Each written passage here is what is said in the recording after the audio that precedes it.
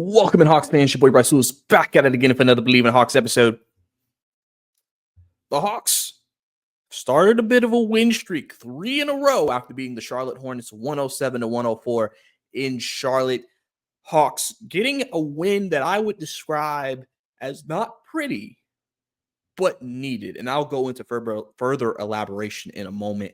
But obviously, like I said, Hawks winning this game, 1 game out of 500 now after this win over the Charlotte Hornets. So welcome into the Believe in Hawks podcast. Obviously, guys, if this is your first time tuning in, if you like this podcast, definitely don't forget to subscribe, like the video, and also my audio listeners, you can listen to this on any audio platform for all my video listeners in case you're out somewhere and you want to listen to Believe in Hawks. But any audio platform as well. So, and don't forget to follow me on Twitter at Bryce_2K, as you can see on the screen, or BRICY_2K for my audio listeners. So, yes, sir. So let's go ahead and dive right into this game with the Hawks and the Charlotte Hornets. This was not a pretty game, like I mentioned. This was a game that it's a game that the Hawks have played in multiple times, and they've lost a lot. You know, especially against teams that you think the Hawks should be better than. Like people think the Hornets. Now, obviously, the Hornets have a bunch of injuries, so you come into this game thinking, okay, they have a lot of injuries. LaMelo Ball was ruled out for a couple of weeks with a calf strain. Trey Mann had like a disc irritation issue, so he'll be out for a while. So you lose 2 guys who, you know, obviously have been big contributors for the Hornets this season, plus some other injuries. Miles Bridges didn't play, et cetera, et cetera. Now, they had Brandon Miller tonight. He had a really good game, but, you know, you come into this game if you're the Hawks and think, okay, yeah, we should be Charlotte, right? But it was, like I said, it was a very ugly game. And this was a game that was won by the Hawks on the defensive end. And that's really important because of what the team has been in the previous 2 seasons of the Atlanta Hawks, right? So tonight, field goal wise, they shot almost 50% from the field. Charlotte only shot 37%. Charlotte had 16 more field goal attempts than the Hawks tonight, right? Which represented they won the offensive rebounding battle by 4. Hornets had 18, Hawks had 14, but the Hawks won the overall rebounding battle 49-45, right? But the Hawks shot 49%. They only shot 30% from 3. They kind of went back to where they've kind of been a lot. 3 ball not really falling for them, only 30% tonight. Hornets won that battle by +8, hitting 18 3, 38%. Hawks, I believe, hit 11 of 12 free throws in that fourth quarter to really seal this game away, which was big because that was kind of the big difference in this game is them hitting their free throws. That has been an issue for the Hawks at times this season. So the fact they were able to do it in that situation was really big, especially to seal a game like this, especially when the Hawks offense really wasn't going like that down the stretch of this game. Hawks had a little bit more of a sloppier game as well. They had 20 turnovers tonight. So obviously that wasn't really ideal. That also helped Charlotte stay in the game. That's something, again, that has been a common issue against teams like Charlotte or teams that you think the Hawks are superior than, where they turn the ball over against those teams. And if you turn the ball over against any team in the league, that can create easy fast breaks opportunities or easy just scoring opportunities in general, and that can help them stay in games or even, like I said, take leads, win games like that's happened sometimes with the team. Right? So, you know, this game, like I said, the reason why the way this game was won was important was because, like I said, the Hawks have lost games like this in the past. Because the thing about this team is this game offensively, Trae Young wasn't great offensively. Jaylen kind of was up and down. I mean, you know, Hunter still gave you a solid game off the bench. And in Congo, he gave you a pretty decent game as well tonight. And Kobe Bufkin gave you some production in the absence of Bogdanovic, who was out, just, you know, resting him on a back-to-back knee injury. So, but Jaylen still led the team with 20 points. But, you know, there are going to be games this year where the Hawks, and this is just one of them, but your offense isn't going to be going. And the one thing in this league, if you want to become a good team, if you want to become a team that is a legitimate contender or just a good team that makes the playoffs, you have to win games in different ways. You can't win in just shootouts all the time. And you can't, every game's not going to be ugly enough where you can win low scoring. You're going to have to kind of win different ways. Sometimes you have to win because You create a lot of turnovers, and that leads to a lot of fast break opportunities. Sometimes you win because you're able to really have a strong defensive performance. Sometimes you win because you have hot shooters that game. Sometimes you win because, you're able to control the pace of the game. There's different ways of winning, right? And the Hawks this game kind of, for the most part, they led. The Hornets led at times as well, but it just felt like, especially at the beginning of the game, the Hawks kind of started off kind of slow. But the Hawks kind of just, it never felt like the Hawks got into a true rhythm offensively this game. They got some good early performances. Like Riche, I think, had like 9 points in the first half. Finished with 14 for the game. I think he had a good start to the game. And just was able to get enough contributions from the rest of the team, which is also a big thing that they've been trying to do is, can we win without Trae Young going off? And this was a game they were to win without Trae Young doing much offensively, which I'll get into his performance because I do feel like he deferred a lot in this game, especially in that fourth quarter. I was actually watching this game because I live in South Carolina, but technically my market is the Hornets. So I can't watch it on my league pass. And so I had to watch it on like a streaming service. But I was watching the Hornets broadcast and they were kind of talking about it where Trae was kind of not being aggressive because they're used to Trae being aggressive, floaters, whatever, taking advantage, right? But I'll get into that more in a minute. But my point is, when I was watching this game, especially down the stretch, and the Hornets commentators mentioned this, the ability for the Hawks now to be able to switch multiple positions and defend was huge in this type of game because in previous years, you pretty much didn't have the ability to switch as much. And it was very easy for teams to switch into mismatches on the Hawks because a lot of guys were not good defenders. So it was hard for the Hawks to really play uglier games or to play a game where a team doesn't score.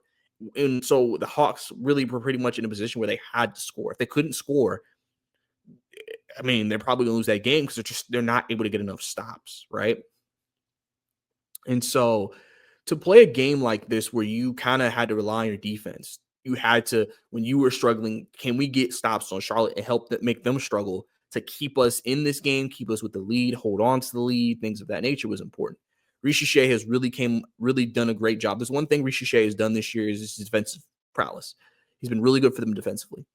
I think DeAndre Hunter, we know what he brings defensively. Dicey Daniels, we know how much he's done defensively. I think I saw a stat that he's first in defensive playmaking. Okongwu, especially he's a more switchable big. He can switch on guys and defend. Obviously Clint, the defensive rating in general is better when he's on the floor. Tonight you have Vic Krejci playing. He did a good job defensively out there. Kobe Bufkin that's supposed to be his strength and bread and butter is the defensive end. And so I'm mentioning all these guys who can defend the ball and just the ability these guys have to switch multiple guys across the length of the court from 2, 3, and 4, and sometimes the 5, has just provided this flexibility now to defend teams better, not feel like if we switch, this is a bad matchup for certain guys, and be able to get a good defensive stops. Because, I mean, realistically, the Hawks' last few games let up 101 and 104. I mean, like last year, I don't think the Hawks had an entire stretch the entire season where they let that up. And so the fact the Hawks are now able to defend at that type of level, because if you notice in playoff series, when you play a team as many times as you do, like in a 7-game series, you know each other's tendencies, you know what you're going to do. There's, like coaches always say, there's only so many adjustments you can make. And so you notice those last couple of games get really ugly offensively because everybody knows what they're doing. And if you can defend the ball, you pretty much are able to defend them well. And now it's just a matter about who makes shots and who doesn't. And I think now the Hawks are putting themselves in a position, and it's still a work in progress. By no stretch of the imagination am I saying this Hawks are an elite defensive team. But they're now able to kind of have a game where, like, hey, our offense isn't going. We got to rely on our defense. And they can actually successfully do that and win a game. And that's why I think this game was important for them to win the way they wanted.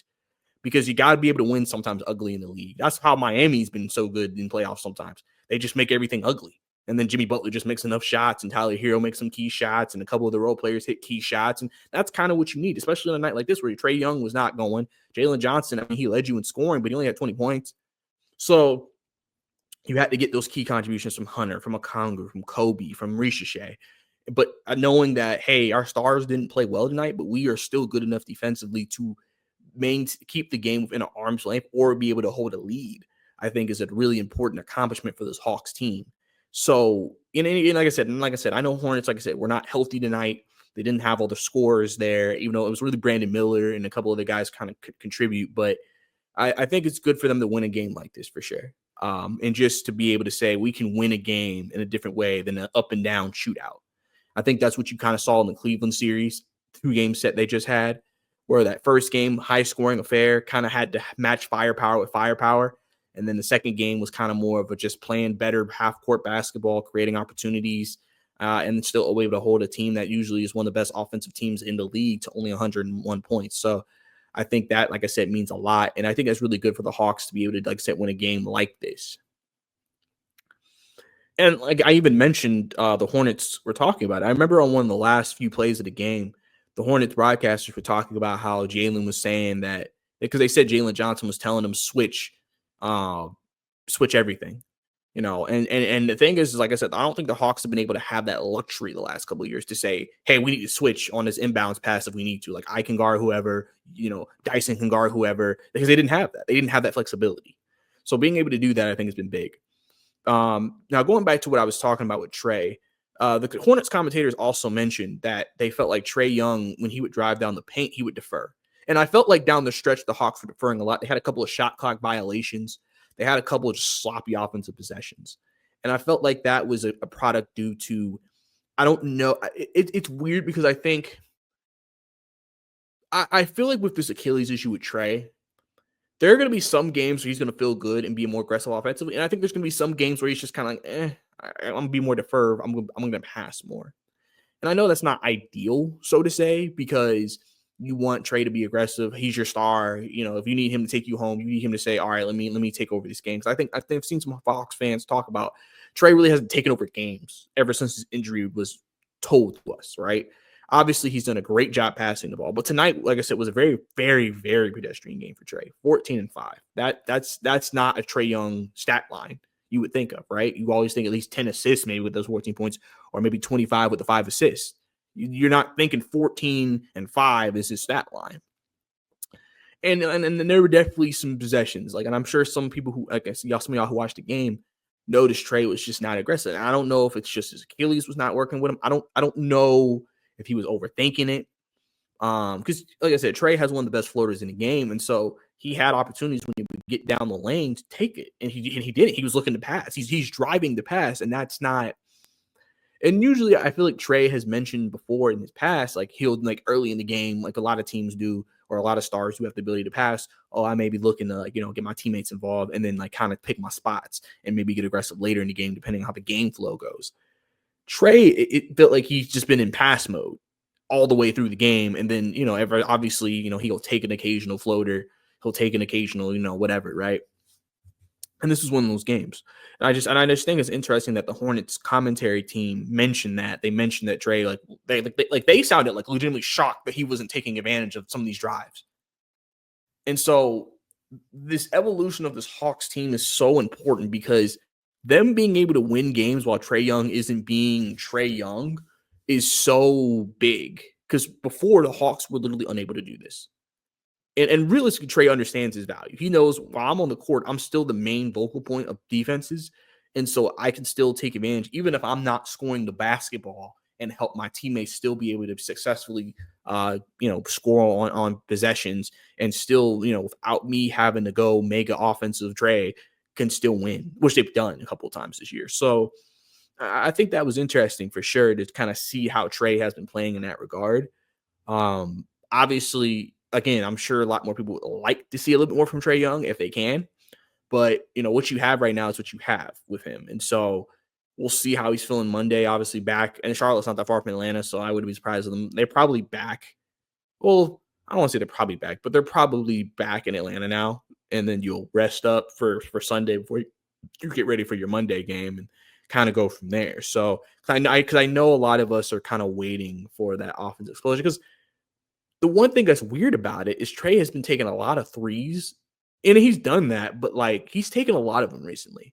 And it's like, you're not really in an offensive rhythm. You're not shooting the ball well, but you're still pulling. It's like you're not taking good quality shots. But like I've mentioned, you're also being able to drive down the lane at times and not take those shots. So I don't know if that's an Achilles, because remember, those floaters, he's pushing off to get floaters. So I don't know if sometimes there's just a game where his Achilles isn't feeling that great. And so he's just like, I don't really want to drive and score a lot, because that floater takes something, maybe some pain, maybe. So it's just maybe I don't know. Maybe shooting is easier for him. But I would think you like to see Trey Young become more aggressive as time goes on. And so it'll be interesting to see how he kind of goes about it and how things go. Like I mentioned too, especially with him, in the backup spot. I mean, the Hawks were able to do a pretty good job when he was off the floor. Kobe Bufkin, I think, for the most part this week, had a pretty solid week. 9 points tonight. Like I said, any contributions like Kobe giving you 9 points is a big contribution from him, because he's a guy who's only playing like 11, 12 minutes a game. A lot of these games, he hasn't been playing like all these minutes, right? Tonight, his minutes bumped up to 17 because of Bogey sitting out.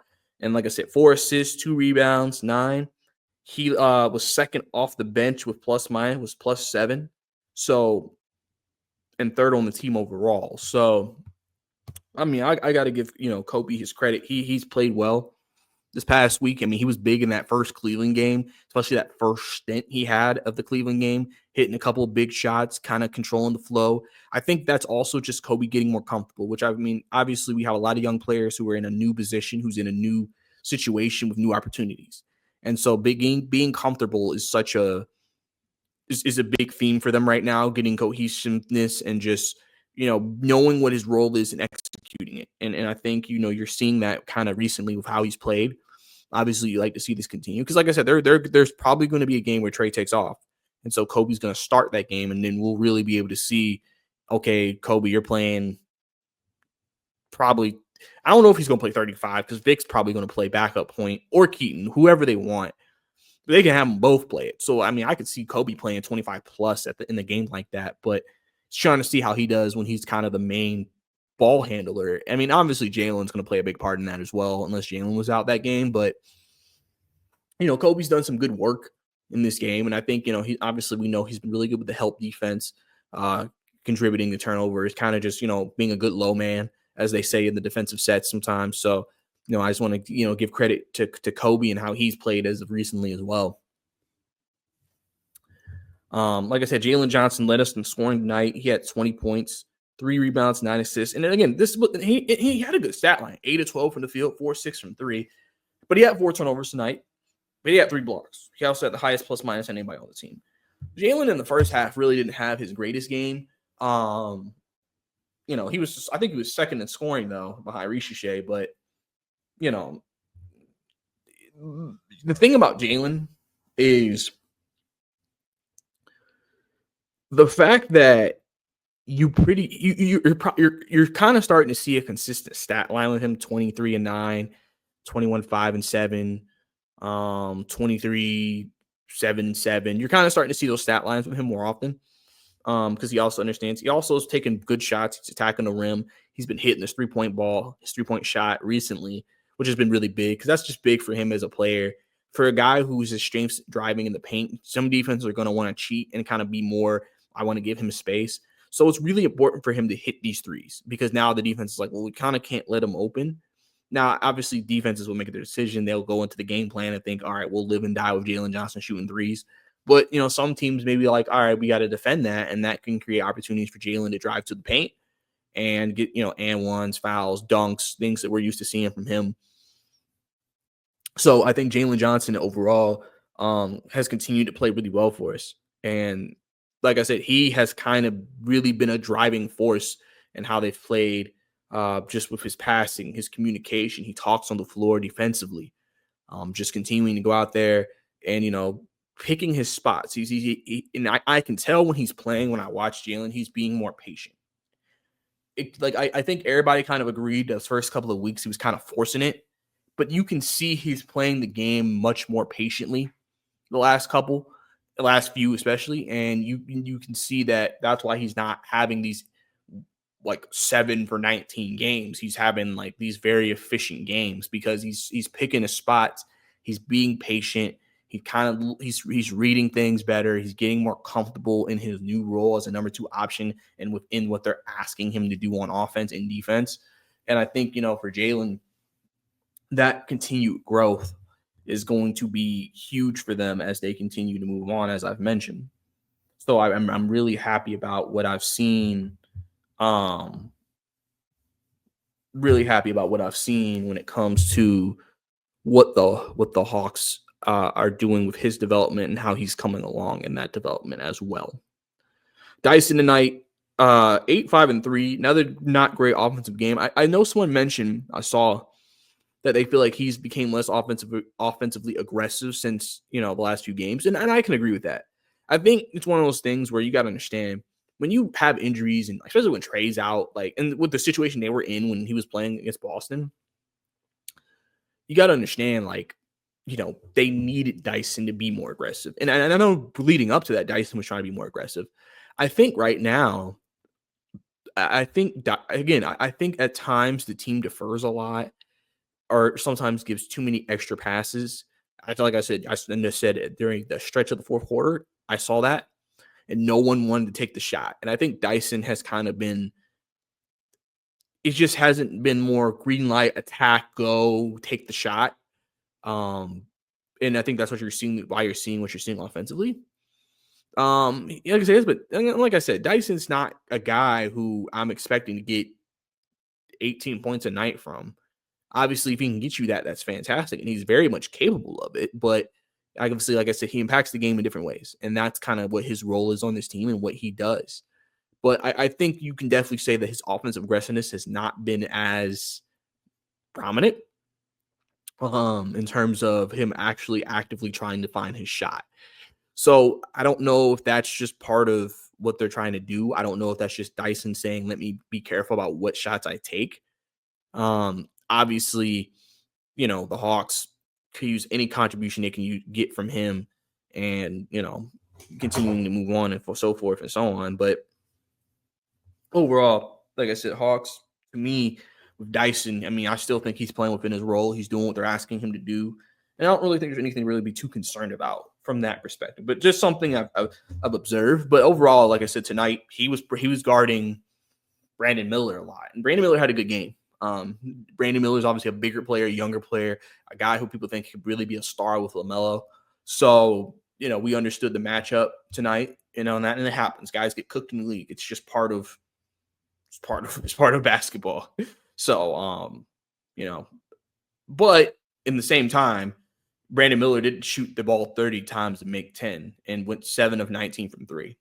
So it was really one of those things. If you look at how he played, that was a lot of volume. He took a lot of volume. He took 30 shots on this team because they were down a couple of players, obviously a bunch of players. So, a player plays 30 shots, man. Making 10, he still missed 20. So didn't do bad of a job. Like I said, Rishi had a good start to the game. Played 25 minutes tonight. Another minutes increase, 14 points, 3 rebounds, 2 assists. Like I said, started off really well. He took a bad shot in the fourth, I believe, and Quinn took him out of the game. I don't know if it's because of that shot or he just was like, all right, let's make the change. But overall, again, 1 steal, 2 blocks. You're seeing Rishi impact both ends of the floor. And he's seeming more comfortable. And I mentioned that he seems more comfortable each game that goes by. And that's one thing I think you'll continue to see each game as things continue to evolve. Hawks players, especially the young guys, getting more comfortable, and you're seeing them become more aggressive. You're seeing them get more comfortable with what they're trying to do. And he's been shooting the ball more efficiently, 6 of 10 tonight, 2 of 4 from 3. That's obviously really big for him. Clint Capella, 4 points, 14 rebounds. Really in this game, again, this was a Kongu game, but he gave him production on the boards. 14 boards is really important, especially going against what they had and the size and the Hornets. And Onyeka Okongwu as well. He had 16 and 11 tonight. Closed the game clearly. 16 points, really good. When he's giving you that type of stat line, that's when the Hawks can kind of thrive with him finishing games because now okay, he's a threat offensively. He's making shots. He's done some good stuff. Now, a lot of his points came from the free throw line tonight. He made 5 of 10 from the field goals, but 6 of 6 from the line, which is big for him. and just impacting, like I said, the game through pick and rolls. Some of the offensive putbacks he was able to get, and just trying to continue to put pressure on the Hornets bigs. Hunter continues to play really, really well. 18 points tonight. 7 of 8 from the free throw line. He scored a stretch of scoring the Hawks 7 points when they were trying to hang on against the Hornets to win this game. So DeAndre Hunter kind of de facto closed this game for the Hawks tonight, with his free throw shooting and just being aggressive. They would run a set where basically Hunter's in the middle of the floor, kind of close to the block. They get it to him. He's aggressive. They get the fouls. And Hunter has been really good from the free throw line. In fact, I think they say he was shooting 89% this year. So Hunter's been really efficient in that regard. 7 of 8 from the free throw line this game. Hunter continues to be a huge key to this team and a huge piece to what they're doing, especially in a game where you don't have a guy like Bogey to also add to that offensive rhythm. And a fun fact about the Hawks offense is that the Hawks offense has scored 159 points in their 3 wins that they've had so far in a row. So the Hawks bench has been huge for the success of this team. And this is the bench that we remember from last year, where we felt like the starters would struggle offensively and the bench would carry the load. Now, after the bench struggled the first couple of games with them getting back, the bench seems to be finding their rhythm and playing really good basketball, and that's been really big for the Hawks tonight and during the win streak as a whole. Garrison Matthews got some run tonight, 4 points tonight, hit a 3. Nothing too crazy with Garrison tonight. And like I said, Vic Krejci played tonight. Really, like I said, he really doesn't bring you much offensively, but he does provide passing, does provide playmaking, and he can be on the boards as well. He can do a lot of different things. He's a utility guy for the Hawks, so he can impact the game in just different ways that maybe certain guys can't. So obviously, overall, like I said, ugly win tonight for the Hawks, but a win that I think they kind of needed to win the way they did, just to be able to say we can win these kind of games. And so we'll have to see what happens. Obviously, coming up, Hawks play the Pelicans. DeJounte Murray will be coming back to Atlanta. So obviously, DeJounte Murray revenge game coming up. I've already seen Hawks fans saying they're going to be insufferable on Monday, because obviously some people have some feelings about DeJounte. Some people are going to mark this game as who was right. Should they have kept DeJounte? Should they have kept Trae? A lot of people are going to start trying to do it that way. But overall, I think that, Hawks are going to be favored in that game. I think they're favored by, I thought I had a line on this game. I thought they had a line on this game. But the Hawks are going to be favored in that game against the Pelicans, just because Pelicans are still dealing with a ton of injuries. But DeJounte will be playing in that game, and I would not be surprised if DeJounte comes out with aggression, playing aggressively and trying to score early to be able to be like, you should have picked me. But I don't know what's going to happen. Obviously, I know he's going to be probably, chatting it up with teammates and whatnot, and, just, reconnecting with those guys. But it'll be interesting to kind of see how that game goes on Monday. I think it'll be interesting in Hawks circles when DeJounte comes back to Atlanta. But I think that's about all we have here on the Believe in Hawks podcast. I appreciate you guys tuning in for another episode. Obviously, like I said, don't forget to follow me on Twitter, Bricey_2K, BRICEY_2K. If you enjoyed the episode, you're watching this on YouTube, subscribe to the channel, like the video, Bricey_2K also as well, if you want to find me on Twitter. And then also my audio listeners, leave comments on the video, on the episode, leave a rating, review, share it with your friends, everything under the sun, as the Hawks are on a 3-game winning streak, trying to get it to 4 Monday against the Pelicans. And if they do that, they will also be back at 500 as well. So Hawks seem to be trending upwards. Obviously, I think Tuesday we will know who the Hawks will play in the knockout round of the NBA Cup. So something to also keep an eye out as we move forward into the season. But I think that's all I got for you guys. It's your boy Bryce Lewis. See you next time.